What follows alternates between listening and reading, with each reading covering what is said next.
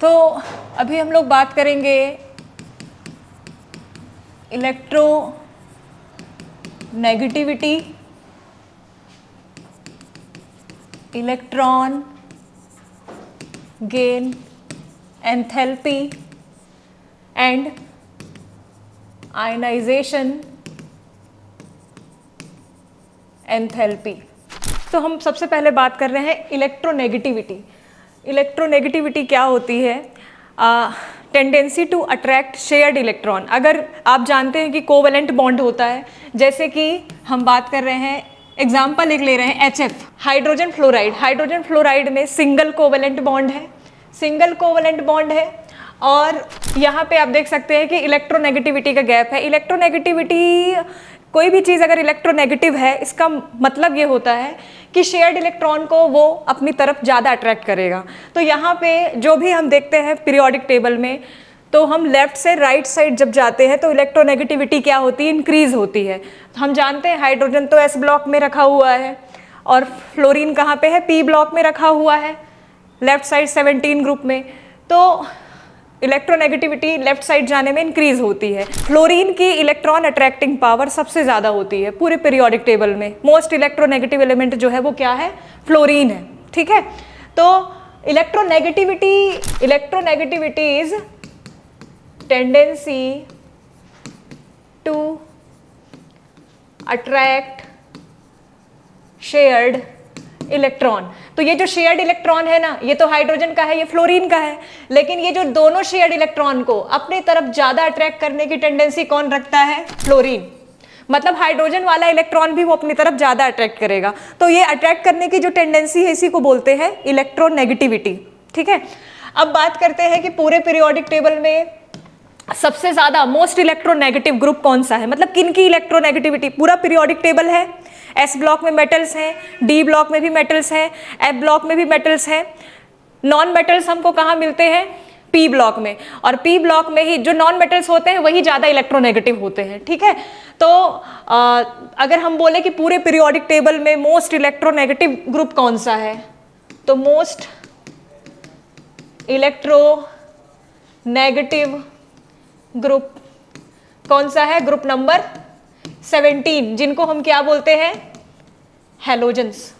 ठीक है, हैलोजेंस। तो हैलोजेंस जो होते हैं, हैलोजेंस मतलब फ्लोरीन, क्लोरीन, ब्रोमीन, आयोडीन, ये सारे जो होते हैं ये मोस्ट इलेक्ट्रोनेगेटिव एलिमेंट्स होते हैं। मतलब ये किसी से भी जुड़ेंगे, बॉन्ड बनाएंगे तो उनके इलेक्ट्रॉन को अपनी तरफ ज़्यादा अट्रैक्ट करेंगे। ठीक है, तो ये मोस्ट इलेक्ट्रोनेगेटिव ग्रुप नंबर 17 होता है, और इलेक्ट्रोनेगेटिविटी ये हुई। ठीक है, अब बात करते हैं मोस्ट इलेक्ट्रोनेगेटिव एलिमेंट कौन सा है? तो मोस्ट इलेक्ट्रोनेगेटिव एलिमेंट है फ्लोरीन। ठीक है, इलेक्ट्रोनेगेटिविटी को मेजर करने के लिए कोई फिक्स यूनिट नहीं है होती इसकी। ठीक है, और किसी भी एटम की या एलिमेंट की इलेक्ट्रोनेगेटिविटी कांस्टेंट नहीं होती, वो वेरी करते रहती है। ठीक है, तो कैसे वेरी करती है हम ये चीज़ को भी समझेंगे। हम बात करते हैं कि अगर हम पीरियोडिक टेबल में लेफ्ट से राइट मूव करते हैं, ठीक है, इन अ पीरियड, तो इलेक्ट्रोनेगेटिविटी क्या होती है? इलेक्ट्रोनेगेटिविटी मतलब इलेक्ट्रॉन को अट्रैक्ट करने की जो टेंडेंसी है वो क्या होती है? इंक्रीज होती है। जैसे मैं लिख रही हूँ, जैसे lithium, beryllium, boron, carbon, nitrogen, oxygen, fluorine. तो अगर हम लेफ्ट से राइट जाते हैं, लेफ्ट से राइट जा रहे हैं पीरियोडिक टेबल में, तो इलेक्ट्रॉन अट्रैक्टिंग पावर जो है वो क्या होती है? इंक्रीज होती है। ठीक है, अब फ्लोरीन के बाद तो नियॉन भी आता है, लेकिन नियॉन किस में आता है? नोबल गैस है। नोबल गैस का आउटर सेल जो है कंप्लीटली फिल्ड रहता है, तो आउटर सेल कंप्लीट फिल्ड होने के कारण ये इलेक्ट्रॉन अट्रैक्ट नहीं करते, इनको कोई इंटरेस्ट नहीं है, ये अपने आप में खुश है। ठीक है, तो मोस्ट इलेक्ट्रोनेगेटिव ग्रुप कौन सा हो जाएगा? ग्रुप नंबर 17, फ्लोरीन फैमिली, ये मोस्ट इलेक्ट्रोनेगेटिव ग्रुप है। उसके बाद सेकेंड नंबर में oxygen family, then nitrogen family. तो नाइट्रोजन, ऑक्सीजन और फ्लोरीन फैमिली, ये तीनों ही फैमिली जो है इलेक्ट्रोनेगेटिव वाले जो ग्रुप्स होते हैं ये। ठीक है, और लेफ्ट टू राइट चलने पे इलेक्ट्रोनेगेटिविटी इंक्रीज होती है।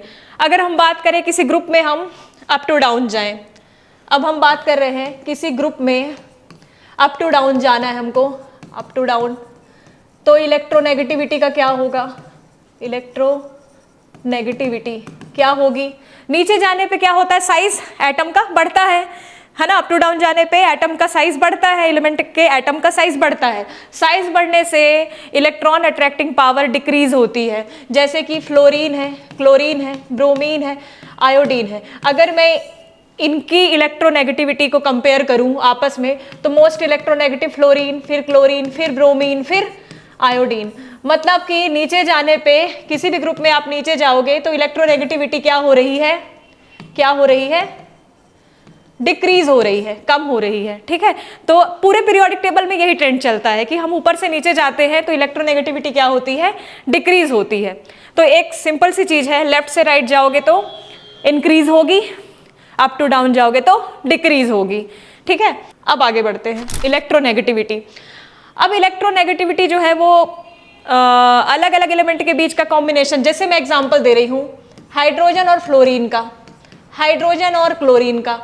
अब क्योंकि इलेक्ट्रोनेगेटिव ज्यादा फ्लोरीन है तो यहाँ पे इलेक्ट्रॉन ज्यादा शिफ्ट होंगे फ्लोरीन की तरफ, क्लोरीन के कंपैरिजन में, तो इलेक्ट्रोनेगेटिविटी कांस्टेंट नहीं होती है, ये ध्यान रखना। ठीक है, अब हम लोग बात करेंगे आयनाइजेशन एंथैल्पी। तो यहाँ पे दो टर्म है, एक है आयनाइजेशन और एक है एंथैल्पी। आयनाइजेशन का मतलब क्या होता है, आयनाइजेशन का मतलब होता है एक प्रोसेस है जिसमें क्या हो रहा है, रिमूवल ऑफ इलेक्ट्रॉन। कोई भी स्पीसीज, अब देखो कोई भी गैसियस एटम है, ठीक है, कोई भी गैसियस एटम है, जैसे सोडियम है, सोडियम गैसियस एटम है, गैसियस एटम है। अब इससे एक इलेक्ट्रॉन निकलवाओ, ठीक है, इलेक्ट्रॉन निकलवा दिया, अब इस पे कौन सा चार्ज आ जाएगा, प्लस चार्ज आ जाएगा। तो किसी भी गैसियस एटम से इलेक्ट्रॉन का निकलना, यही प्रोसेस कहलाती है आयनाइजेशन। अब किसी भी एटम से आप इलेक्ट्रॉन निकलवाना है आपको, तो आपको एनर्जी देनी पड़ेगी, है ना। तो यहाँ पे इलेक्ट्रॉन निकलवाने में जो भी एनर्जी यूज होती है, एनर्जी यूज हो रही मतलब एब्जॉर्ब हो रही है, जो भी आप एनर्जी देते हो, जो भी एनर्जी देते हो वही एनर्जी क्या है, आयनाइजेशन एंथैल्पी, मतलब एंथैल्पी कहला जाती है। एनर्जी को ही एंथैल्पी बोल रहे हैं, मतलब energy used in process of removal of electron. जो भी एनर्जी यूज हो रही है इलेक्ट्रॉन को निकलवाने में, वही क्या है, आयनाइजेशन एंथैल्पी। ठीक है, इलेक्ट्रॉन को निकालने में लगने वाली एनर्जी ही क्या है, आयनाइजेशन एंथैल्पी है। अब एक बात बताओ, एक हमारे पास सोडियम है और दूसरा हमारे पास फ्लोरीन है, कौन जल्दी इलेक्ट्रॉन जल्दी छोड़ेगा? इसका आउटर, इसका कॉन्फ़िगरेशन क्या है, 28127, ठीक है। अब देखो इसके पास अगर ये एक इलेक्ट्रॉन छोड़ देता है तो इसका ऑक्टेट कंप्लीट हो जाता है, ठीक है, और यहाँ पे अगर ये गेन कर लेगा तो इसका ऑक्टेट कंप्लीट हो जाएगा। तो अब बताओ इलेक्ट्रॉन छोड़ने की टेंडेंसी किसकी ज्यादा है, सोडियम की ज्यादा है, ठीक है। अब सोडियम को हमको ज्यादा एनर्जी देनी पड़ेगी कि कम एनर्जी देनी पड़ेगी, किसको ज्यादा एनर्जी देनी पड़ेगी इलेक्ट्रॉन निकलवाने में? सोडियम और फ्लोरीन में से किसको हमको ज्यादा एनर्जी देनी पड़ेगी इलेक्ट्रॉन निकलवाने के लिए? सोडियम को ज्यादा देनी पड़ेगी। सोडियम का तो नेचर है भाई, मैं तो इलेक्ट्रॉन निकालना चाह रहा हूं, तो इसको तो कम एनर्जी देनी पड़ेगी। जिसका नेचर है इलेक्ट्रॉन निकालना उसको कम एनर्जी देनी पड़ेगी क्योंकि वो निकाल के स्टेबल हो रहा है, ठीक है। इसका नेचर तो इलेक्ट्रॉन पकड़ने वाला है, अट्रैक्ट करने वाला है, फिर इससे इलेक्ट्रॉन निकलवाना मतलब बहुत एनर्जी देनी पड़ सकती है, ठीक है। आ गई बात समझ में? तो ज्यादा आयनाइजेशन एंथैल्पी किसकी होगी? फ्लोरीन की। जिसका नेचर होता है इलेक्ट्रॉन निकालना उसकी कम होती है, जिसका नेचर नहीं है इलेक्ट्रॉन निकालना, या जो इलेक्ट्रोनेगेटिव है, इलेक्ट्रॉन अट्रैक्ट करने वाला, वो क्यों छोड़ेगा अपना इलेक्ट्रॉन, तो उसकी IE क्या होगी, ज्यादा होगी, ठीक है। अच्छा, जो आयनाइजेशन एंथैल्पी है वो क्या होती है, ऑलवेज पॉजिटिव। इसका मतलब जानते हो क्या है? जो भी, देखो मैंने क्या बोला कि कोई भी गैसियस एटम है उससे हम एक इलेक्ट्रॉन निकाल रहे हैं, ठीक है, निकालने में एनर्जी लग रही है। तो ये प्रोसेस कैसी हुई, एंडोथर्मिक, एंडोथर्मिक हुई ना, एनर्जी यूज हो रही है, एंडोथर्मिक। तो एंडोथर्मिक प्रोसेस के लिए जो भी एनर्जी की वैल्यू है, सॉरी, उसको हम पॉजिटिव बोलते हैं, ठीक है। कोई भी एटम से आपको इलेक्ट्रॉन निकालना है तो आपको एनर्जी देनी ही पड़ेगी, इसलिए आयनाइजेशन एंथैल्पी हमेशा पॉजिटिव होती है, नेगेटिव वैल्यू कभी नहीं होगी। मतलब आपको कोई भी तरह का एटम हो, इलेक्ट्रॉन निकलवाना है तो एनर्जी देनी ही पड़ेगी, देनी ही पड़ रही है, इसलिए इसको पॉजिटिव बोल रहे हैं, ठीक है। अब कम किसकी होगी, ज्यादा किसकी होगी? मेटल का तो नेचर होता है इलेक्ट्रॉन निकालना, तो मेटल्स की कम होती है। नॉन मेटल का नेचर होता है इलेक्ट्रॉन पकड़ना, तो नॉन मेटल की क्या होगी, ज्यादा होगी। ठीक है, ये बात आई समझ में। अब आगे बढ़ते, देखो अब अगर हम बात करें इन पीरियड, अगर किसी भी पीरियड में आप लेफ्ट से राइट जाते हो, जैसे lithium, beryllium, boron, carbon, nitrogen, oxygen, fluorine, तो इन जनरल कैरेक्टर क्या है, लेफ्ट से राइट आप जा रहे हो तो आयनाइजेशन एंथैल्पी क्या होती है, बताओ क्या होगी, इंक्रीज होगी। क्या होगी, इंक्रीज होगी। अच्छा, कौन कौन से फैक्टर है, रीजन क्या है कि क्यों इंक्रीज हो रही है, बताओ क्या रीजन है? नंबर 1, साइज क्या होता है, लेफ्ट से राइट जाने पे घटता है। मतलब लेफ्ट से राइट जाते हो तो साइज एक ही पीरियड में घटता है, तो साइज छोटा होता है, मतलब न्यूक्लियस का आउटर में अट्रैक्शन बढ़ गया है, तो न्यूक्लियस आउटर वाले इलेक्ट्रॉन को जल्दी छोड़ना नहीं चाहता। ठीक है, दूसरा रीजन क्या है, दूसरा कौन सा फैक्टर हो सकता है जो आयनाइजेशन एंथैल्पी को डिसाइड करता है या बताता है? Electronic configuration. इलेक्ट्रॉनिक कन्फिगरेशन ये क्या है अभी देखते हैं। तो जनरल हमको ये समझ में आ गया कि लेफ्ट से राइट जाते हैं तो साइज घटता है और आई क्या होती है, बढ़ती है, इंक्रीज होती है, क्योंकि मेटल से नॉन मेटल की तरफ हम जा रहे हैं। ठीक है, तो आयनाइजेशन एंथैल्पी क्या होती है, बढ़ती है। अच्छा, सबसे ज्यादा किसकी होती है? अगर मैं बोलूं नियॉन है, नोबल गैस तो हाईली स्टेबल है, उनका आउटर सेल कंप्लीटली फिल्ड है, तो वो तो अपना इलेक्ट्रॉन छोड़ना ही नहीं चाहेगा।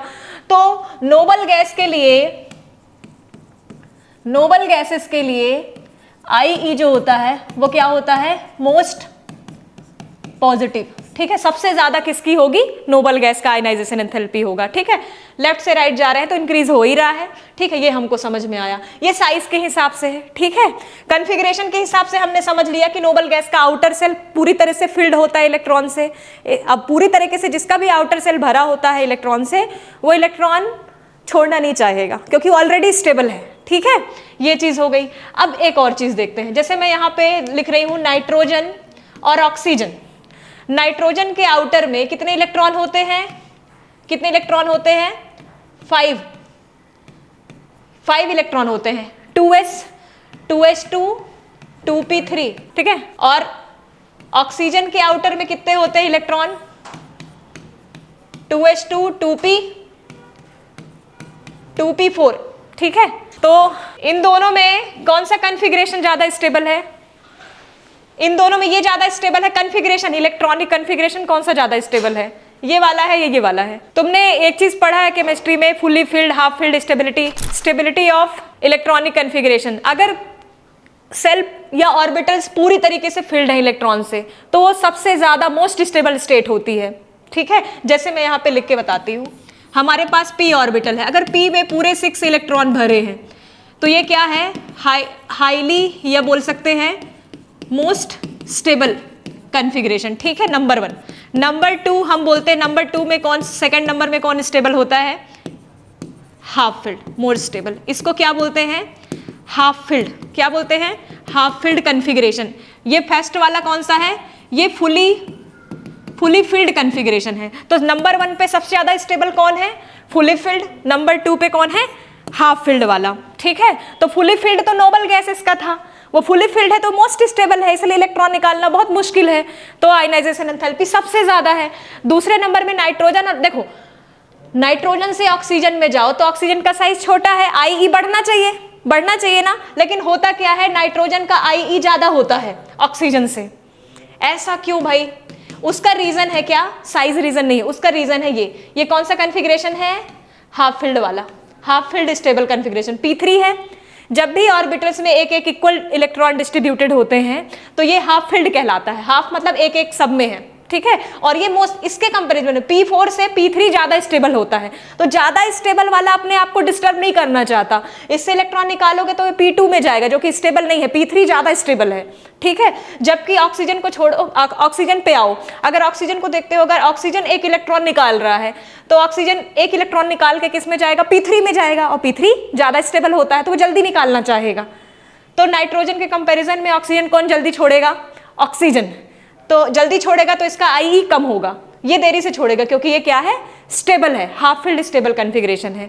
ठीक है, तो आयनाइजेशन एंथैल्पी को 2 फैक्टर है मेन जो डिटरमाइन करते हैं, वो फैक्टर एक तो साइज हो गया और दूसरा इलेक्ट्रॉनिक कन्फिग्रेशन, फुल्ली फिल्ड वाला नोबल गैस का सबसे मोस्ट मैक्सिमम IE होती है। सेकंड नंबर में हाफ फिल्ड वाले जो होंगे उनकी IE ज़्यादा होती है। ठीक है, एक और एग्जाम्पल देख के समझ सकते हैं, जैसे बेरिलियम एंड बोरॉन। बेरिलियम का कन्फिग्रेशन है 2s2। बेरिलियम में आउटर में 2 इलेक्ट्रॉन है और बोरॉन में 2s2 2p1 है। आप देखो ज़्यादा स्टेबल कौन है, बेरिलियम या बोरॉन? ज़्यादा स्टेबल कौन है? ये मोर स्टेबल है। क्यों? इसमें पेयर्ड इलेक्ट्रॉन है ना, फुली फिल्ड है। ठीक है, इसमें एक सिंगल इलेक्ट्रॉन है, ये सिंगल इलेक्ट्रॉन है, ये जल्दी निकलना चाहेगा। तो अब लेफ्ट से राइट जाते हैं, IE इंक्रीज होती है, हम पढ़ते हैं, लेकिन बेरिलियम का IE बोरॉन से ज़्यादा होगा। क्यों? क्योंकि ये फुली फिल्ड है, पेयर्ड इलेक्ट्रॉन है। ठीक है, इसलिए। क्लियर? अब देखो लिथियम और बेरिलियम का कंपेयर करो। यहाँ पे इसका कन्फिग्रेशन है 2s1 और ये 2s2। किसका IE ज़्यादा होगा? ये सिंगल है तो जल्दी निकलेगा, ये डबल है तो देरी से। ठीक है, IE किसकी ज़्यादा होगी? बेरिलियम की, पेयर्ड इलेक्ट्रॉन है। तो ये फर्स्ट ग्रुप, सेकंड ग्रुप अलग अलग आप कंपेयर कर सकते हैं। ठीक है, इस तरीके से। अगर हम किसी भी ग्रुप में अप टू डाउन जाते हैं तो फिर IE पे क्या फ़र्क पड़ता है? जैसे lithium, sodium, potassium, rubidium, caesium नीचे जा रहे हैं, नीचे जाने पे साइज क्या हो रहा है? बढ़ रहा है। यहाँ पे साइज ही फैक्टर है, तो न्यूक्लियस से आउटर मोस्ट सेल के इलेक्ट्रॉन का डिस्टेंस बढ़ रहा है, तो यहाँ पे जो IE है, इलेक्ट्रॉन निकालने की टेंडेंसी बढ़ जाती है। ठीक है, इलेक्ट्रोपॉजिटिविटी नीचे जाने पे इंक्रीज होती है, इलेक्ट्रॉन लूजिंग टेंडेंसी इंक्रीज होती है, तो IE क्या होगी? डिक्रीज। भाई मेटेलिक कैरेक्टर नीचे जाने पे इंक्रीज हो रहा है। मेटल किसको ज्यादा मेटेलिक बोलेंगे? जो जल्दी इलेक्ट्रॉन निकालेगा। और कौन जल्दी निकालेगा? जिसका साइज ज्यादा बड़ा होगा। जिसका साइज बड़ा होता है वो इलेक्ट्रॉन जल्दी निकालता है, जो जल्दी निकालेगा उसको एनर्जी ज्यादा नहीं देनी पड़ेगी। तो किसी भी ग्रुप में आप नीचे जाओगे तो साइज बढ़ता है, इलेक्ट्रोपॉजिटिविटी बढ़ती है, मेटेलिक कैरेक्टर बढ़ता है, और IE क्या होती है? डिक्रीज। एक और, electron gain enthalpy. Electron gain enthalpy. अब जैसे हम लोग बात कर रहे थे कि कोई भी एटम है, उससे हमको इलेक्ट्रॉन निकालने में जितनी एनर्जी लग रही है वो आयनाइजेशन एंथैल्पी है। अब किसी एटम में हमको क्या करना है? इलेक्ट्रॉन को डालना है, मतलब इलेक्ट्रॉन गेनिंग करवाना है। ठीक है, इलेक्ट्रॉन गेन कराना है। तो गेन कराने के लिए क्या 2 तरह की चीजें हो सकती है, या तो एनर्जी रिलीज हो सकती है या तो एनर्जी एब्जॉर्ब हो सकती है। ठीक है, तो जब एब्जॉर्ब होगी, एंडोथर्मिक प्रोसेस होगी, तो एब्जॉर्ब होती है, तो ये एंडोथर्मिक प्रोसेस के लिए जो एंथैल्पी है या एनर्जी है, वो एनर्जी क्या हो जाती है? पॉजिटिव। जैसे कि आयनाइजेशन एंथैल्पी एंडोथर्मिक ही होता है हमेशा। ठीक है, आयनाइजेशन की प्रोसेस ऑलवेज एंडोथर्मिक होगी, तो आयनाइजेशन एंथैल्पी ऑलवेज पॉजिटिव ही होगी। लेकिन इलेक्ट्रॉन गेन एंथैल्पी, एंथैल्पी मतलब एनर्जी की बात हो रही है कि कोई भी एटम इलेक्ट्रॉन गेन कर रहा है तो एनर्जी निकल रही है, रिलीज हो रही है या अब्जॉर्ब हो रही है। तो यहाँ पे हमको दोनों चीजें देखने को मिलती है। मतलब ये एंथैल्पी पॉजिटिव भी हो सकती है और क्या हो सकती है? नेगेटिव भी। नेगेटिव का मतलब रिलीज जब करे। ठीक है, इलेक्ट्रॉन गेन, देखो इलेक्ट्रॉन गेनिंग का प्रोसेस हो रहा है, ये दोनों तरह का प्रोसेस हो सकता है। या तो कोई भी एटम इलेक्ट्रॉन गेन कर रहा है तो एनर्जी रिलीज कर रहा हो, जब वो एनर्जी रिलीज कर रहा होगा तो वो एनर्जी नेगेटिव साइन के साथ हम बताएंगे। ठीक है, तो हम बोलेंगे कि इलेक्ट्रॉन गेन एंथैल्पी नेगेटिव। ठीक है, और जब मान लो इलेक्ट्रॉन कोई भी एटम गेन कर रहा है और गेन करने के लिए हमको इलेक्ट्रॉन डालने के लिए उल्टा एनर्जी देनी पड़ रही है। ठीक है, इलेक्ट्रॉन डलवाने के लिए एनर्जी देनी पड़ रही है, तो एनर्जी एब्जॉर्ब हो रही है, तब बोलेंगे इलेक्ट्रॉन गेन एंथैल्पी क्या है? पॉजिटिव है। इसका मतलब इलेक्ट्रॉन गेन एंथैल्पी पॉजिटिव भी है और नेगेटिव भी है, दोनों चीजें हैं। जैसे आयनाइजेशन एंथैल्पी हमेशा पॉजिटिव होगी। ठीक है, क्योंकि आयनाइजेशन करवाने में हमको एनर्जी देनी ही पड़ती है। लेकिन इलेक्ट्रॉन गेनिंग के केस में हमको दोनों चीजें देखने को मिल सकती है, गेन करके एनर्जी निकाल भी सकता है और एब्जॉर्ब भी कर सकता है। अलग अलग एलिमेंट के लिए अलग अलग होता है। ठीक है, क्लियर? तो कौन किसकी नेगेटिव होगी किसकी पॉजिटिव होगी ये समझना होगा ना, कि इलेक्ट्रॉन गेन एंथैल्पी किसके लिए पॉजिटिव होगी, मतलब कौन से ऐसे एलिमेंट हैं जिनमें इलेक्ट्रॉन डालने के लिए हमको उल्टा एनर्जी देनी पड़ती है, हमको ये समझना पड़ेगा, फिर सारी क्लैरिटी आ जाएगी। ठीक है, तो ये देखते हैं कि कैसे ऐसा होता है। ठीक है, सॉरी, अब देखना इलेक्ट्रॉन गेन एंथैल्पी अब पॉजिटिव किसके किसके लिए होती है ये समझना है। पॉजिटिव मतलब एंडोथर्मिक प्रोसेस किसके लिए होगी, भाई कोई भी एलिमेंट है जिसको इलेक्ट्रॉन एक्सेप्ट नहीं करना है, जबरदस्ती हम इलेक्ट्रॉन डलवा रहे हैं जिसमें, भाई सोडियम है। अब देखो सोडियम को छोड़ते अभी कुछ फैक्टर्स देखते हैं, जैसे मान लो नियॉन है, नियॉन का कॉन्फ़िगरेशन क्या है 28 ही है ना, 28 ही है। ठीक है, 28 है। ठीक है, आउटर सेल कंप्लीटली फिल्ड है। ठीक है, ये समझ में आ गया। अब ये पूरी तरीके से इसका आउटर सेल कंप्लीटली फिल्ड है, हाईली स्टेबल कॉन्फ़िगरेशन है इसका, तो इसमें अगर मुझे इलेक्ट्रॉन डालना है, ठीक है, अब ये क्यों चाहेगा एक्सेप्ट करना, वो अपने आप में स्टेबल है, इसका आउटर मतलब नोबल गैस है वो, है ना, स्टेबल है, तो इसमें अगर इलेक्ट्रॉन मुझे गेन कराना है तो मुझे यहाँ पे बहुत ज़्यादा एनर्जी देनी पड़ेगी। मतलब अगर मैं बोलूँ electron gain enthalpy most positive किसके लिए होती है, तो अगर मैं बोलूँ electron gain enthalpy most positive किसके लिए होती है, फॉर नोबल गैसेस। ठीक है, तो नोबल गैसेस के लिए होती है। क्यों होती है, क्योंकि नोबल गैस का कॉन्फ़िगरेशन फुली फिल्ड होता है, because of fully filled stable configuration. ठीक है, ठीक है, तो मतलब हमको ये पता चल गया कि electron gain enthalpy most positive किसके लिए होगी, नोबल गैसेस के लिए होगी। ठीक है, और किसके लिए पॉजिटिव होगी, एक तो फुली फिल्ड वाला, एक हाफ फिल्ड वाला केस, जैसे कि देखो एक तो सेकंड ग्रुप है, एस ब्लॉक में सेकंड ग्रुप है, सेकंड ग्रुप का जो आउटर कॉन्फ़िगरेशन है वो क्या है, NH2, इसमें कौन है, beryllium, magnesium, calcium, strontium, barium, ठीक है, रेडियम। ठीक है, यही सारे हैं ना सेकंड ग्रुप के एलिमेंट। तो सब में आउटर में कितने इलेक्ट्रॉन है, एस में 2।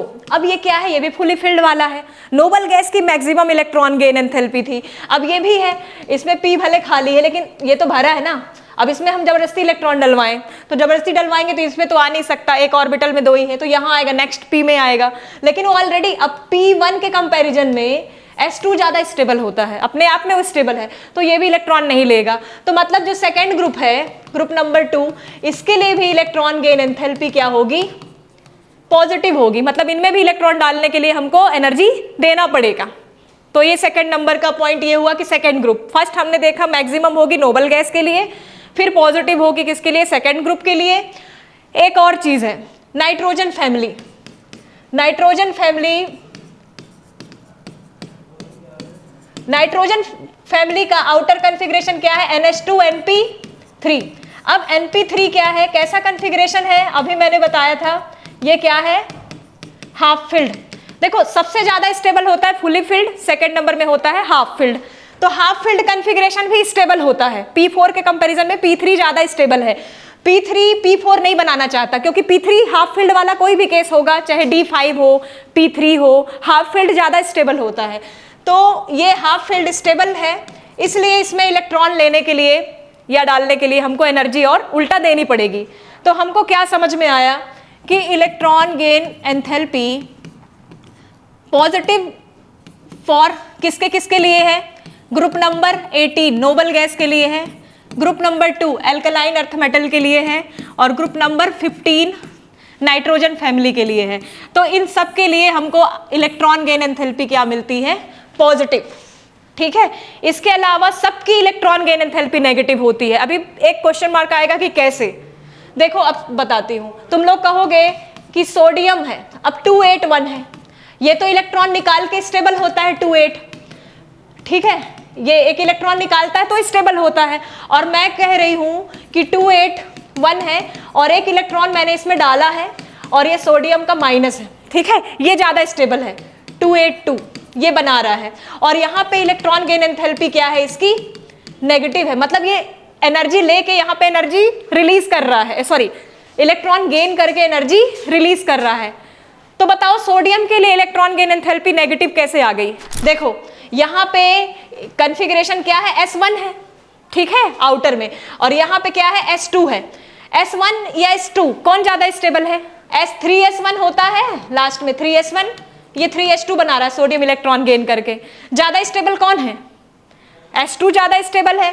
तो क्योंकि वो स्टेबल मतलब ये कॉन्फ़िगरेशन लेस स्टेबल है और ये कॉन्फ़िगरेशन क्या है, मोर स्टेबल है। क्योंकि ये लेस स्टेबल से मोर स्टेबल में जा रहा है, इसलिए ये एनर्जी को क्या करेगा, रिलीज करेगा। मोस्ट नेगेटिव वैल्यू किसके लिए होगी? हैलोजेंस के लिए, जिनका नेचर है इलेक्ट्रॉन अट्रैक्ट करना, तो इलेक्ट्रॉन गेन करके स्टेबल होंगे जल्दी, जैसे क्लोरीन, फ्लोरीन, है ना। तो most negative electron gain enthalpy किसके लिए होती है? ग्रुप नंबर 17 हैलोजेंस, ये फ्लोरीन, क्लोरीन, ब्रोमीन, आयोडीन। लेकिन इनमें जो है क्वेश्चन आता है, क्लोरीन की ज्यादा होती फ्लोरीन से, क्यों?